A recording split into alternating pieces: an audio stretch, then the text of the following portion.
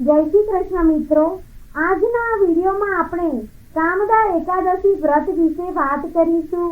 વ્રત કથા મહાત્મ્ય જાણીશું, તેમજ આ વ્રત કરવાથી શું પુણ્ય ફળની પ્રાપ્તિ થાય છે તે પણ જાણીશું. શ્રી કૃષ્ણ ગોવિંદ હરે મુરારી, હે નાથ નારાયણ વાસુદેવાય, શ્રી કૃષ્ણમ વંદે જગદગુરુ. આ કામદા એકાદશી વિશે આપણા વિષ્ણુ પુરાણમાં લખવામાં આવ્યું છે કે આ કામદા એકાદશીને બધી જ સાંસારિક કામનાની પૂર્તિ માટેની એકાદશી માનવામાં આવે છે અને તેના નામ પરથી સમજાય કે કામદા એટલે આપણે સર્વ મનોકામના પૂરી કરનારી એકાદશી. અને જેવી રીતે ભાદરવા માસનો વદ પક્ષ પિતૃઓનો પક્ષ ગણાય છે, તેવી જ રીતે આ ચૈત્ર આખો માસ પિતૃઓનો માસ ગણાય છે. આ એકાદશી કરવાથી સંપૂર્ણપણે મનોકામનાની પૂર્તિ થાય છે. આપણા શાસ્ત્રો પ્રમાણે આ એકાદશીના વ્રતથી તેના પુણ્યથી સર્વે પાપો નષ્ટ થઈ મનવાંછિત ફળની પ્રાપ્તિ થાય છે. અને આ એકાદશી આપણે સર્વ રૂપે ફળ આપનારી છે, એટલે તેને ફળદા એકાદશી પણ કહેવાય છે. ભગવાન નારાયણે સ્વયં વરદાન આપ્યું છે કે જે કોઈ આ એકાદશીનું વ્રત કરશે તેના સમસ્ત પાપ નષ્ટ થશે, નકારાત્મક પ્રભાવ આસુરી તત્વનો નાશ થશે તથા તેને વૈકુંઠ લોકની પ્રાપ્તિ થશે. આમાં એકાદશીનું વ્રત એ સર્વ વ્રતોના રાજા સમાન છે. જેમ દેવતાઓમાં ભગવાન વિષ્ણુ, પ્રકાશ તત્વોમાં સૂર્ય, નદીઓમાં સ્વયં ગંગાજી પ્રમુખ છે, તેવી જ રીતે વ્રતમાં સર્વશ્રેષ્ઠ વ્રત હોય તો તે એકાદશીનું વ્રત છે. આ દિવસે દાન પુણ્ય કરવાનો ઘણો મહિમા છે. કહેવાય છે કે આ દિવસે શ્રી હરિનારાયણનું પૂજન કરવાથી અનંત ફળની પ્રાપ્તિ થાય છે. આમ આ એકાદશીનું આ વ્રત સર્વ મનોકામના પૂર્ણ કરનાર છે, દરિદ્રતા મટાડનાર છે. તો ચાલો હવે આપણે વ્રત કથા સાંભળીએ. કામદા એકાદશી વ્રત કથા. હવે આપણે કાળચક્રને ફેરવતા પહોંચી જઈશું સીધા ધર્મરાજ યુધિષ્ઠિરના ભવનમાં. મહારાજ યુધિષ્ઠિર અને ભગવાન શ્રી કૃષ્ણ વચ્ચે સંવાદ ચાલી રહ્યો છે. મહારાજ યુધિષ્ઠિરે શ્રી કૃષ્ણને કહ્યું કે હે ભગવાન, તમે કૃપા કરીને ચૈત્ર માસમાં આવનારી સુદ પક્ષની એકાદશીનું નામ શું છે અને તેનું મહાત્મ્ય શું છે તે જણાવો. ત્યારે ભગવાન શ્રી કૃષ્ણ યુધિષ્ઠિરને કહે છે કે હે ધર્મરાજા, અગાઉ આ એકાદશીની કથા દિલીપ રાજાના પૂછવાથી વશિષ્ઠ ઋષિએ કહી હતી. એ પાપોનો નાશ કરનારી અને સંતાનનું સુખ આપનારી છે. ભોગવતી નામની નગરીમાં મોટા મોટા નાગ લોકો રહેતા હતા. તેમનો નાગ રાજા પાંડુરિક હતો. ગાંધર્વો, કિન્નરો અને અપ્સરાઓ પણ તેની સેવા કરતા હતા. શહેરમાં લલિત નામનો ગાંધર્વ અને લલિતા નામની અપ્સરા રહેતા હતા. એ બંને વચ્ચે પુરાણી પ્રીતિ હતી અને બેઉ એકબીજાને પતિ પત્ની કરતા પણ વધારે ચાહતા હતા. એક દિવસ પાંડુરિક રાજાના દરબારમાં લલિત ગાંધર્વ ગાયનની ગાઈ રહ્યો હતો, પરંતુ પોતાની પ્રિય અપ્સરા લલિતા નૃત્યમાં હાજર ન હોવાથી તે ગાયનમાં વખત ભૂલ કરવા લાગ્યો. તેનું ચિત્ત ગાયનમાં નહીં પરંતુ પોતાની પ્રિયામાં હતું. આ વાત ત્યાં હાજર રહેલા કર્કોટક નામના નાગે નાગરાજા પાંડુરિકને કહી દીધી. એટલે કામાતુર લલિતને શ્રાપ આપ્યો કે રાક્ષસ યોનિમાં જન્મ ધારણ કર. નાગરાજાના શ્રાપથી ગાંધર્વ લલિત રાક્ષસ તરીકે જન્મ્યો.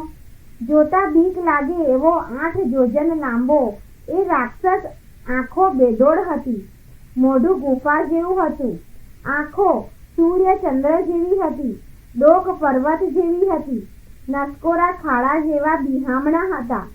પોતાના પ્રેમીને રાક્ષસ થયેલો જાણી અપ્સરા લલિતા બહુ દુઃખી થઈ અને તેને કયે ઉપાયે શ્રાપ મુક્ત કરવો તેની ચિંતા કરવા લાગી.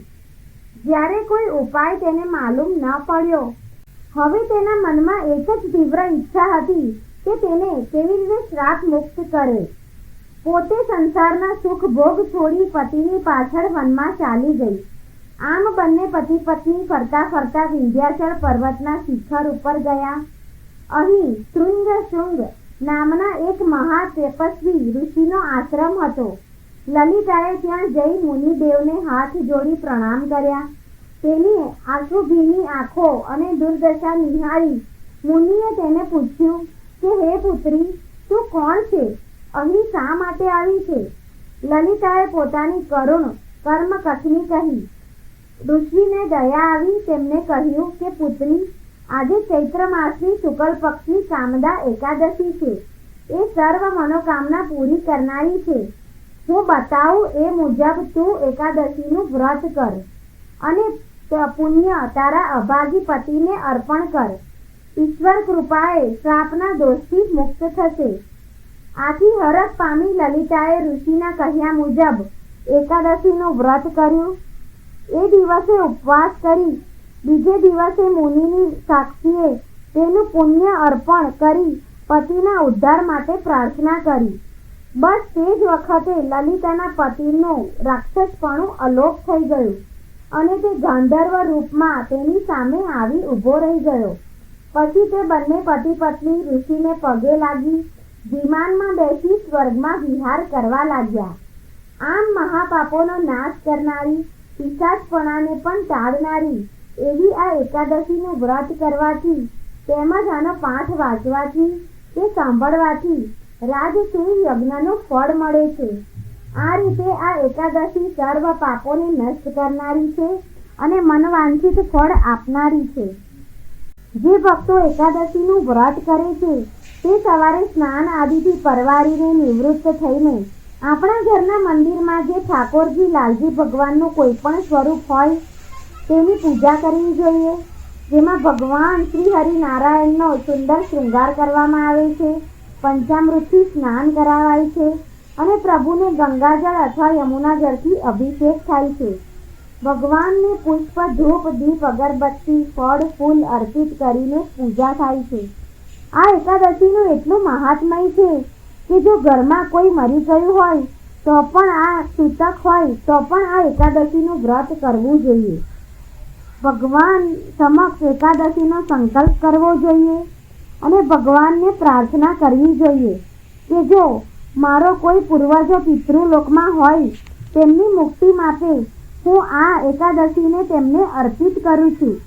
આ સંકલ્પ લઈને એકાદશીના દિવસે વધુમાં વધુ હરે કૃષ્ણ મહામંત્ર એટલે કે હરે કૃષ્ણ કૃષ્ણ કૃષ્ણ હરે હરે, હરે રામ રામ રામ હરે હરે આ મંત્રનો જાપ કરવા જોઈએ.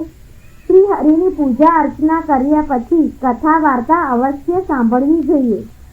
આ દિવસે કોઈ પણ અન્ન, કઠોળનું વગેરેનું સેવન ન કરવું જોઈએ. સંધ્યાકાળે તુલસી માતાને દીવો કરવો જોઈએ. તુલસી માતાની પૂજા કરવી જોઈએ. પીપળાને પાણી ચડાવવું જોઈએ. ગાય માતાની સેવા કરવી અને શ્રી હરિનારાયણના મંગળા આરતીના દર્શન કરવા જોઈએ. શ્રી હરિનારાયણને માખણ મિશ્રીનો ભોગ લગાવવો જોઈએ અને વિષ્ણુ ભગવાનનો ભોગમાં તુલસીના પાન અર્પિત કરવા જોઈએ. શરીરની ક્ષમતા અનુસાર ઉપવાસ કરવો જોઈએ. આખો દિવસ પ્રભુ ભજનમાં દિવસ પસાર કરવો. દ્વાદશીના દિવસે શ્રી વિષ્ણુ ભગવાનની પૂજા અર્ચના કર્યા પછી યથાશક્તિ બ્રાહ્મણોને દાન દક્ષિણા આપી પારણા અવશ્ય કરવા જોઈએ. આ એકાદશીનું વ્રત કરવાથી અશ્વમેઘ યજ્ઞનું ફળ મળે છે, વૈકુંઠની પ્રાપ્તિ થાય છે અને જીવનમાં ધન, સુખ, સમૃદ્ધિ અને ઐશ્વર્ય પ્રાપ્ત થાય છે. જો મિત્રો તમને આ વ્રત કથા પસંદ આવી હોય તો આ વિડીયોને લાઈક કરજો, તમારા સગા સંબંધીઓ સાથે શેર કરજો અને ચેનલને તમે પહેલીવાર જોઈ રહ્યા હોય તો સબસ્ક્રાઈબ જરૂર કરજો. જય શ્રી કૃષ્ણ.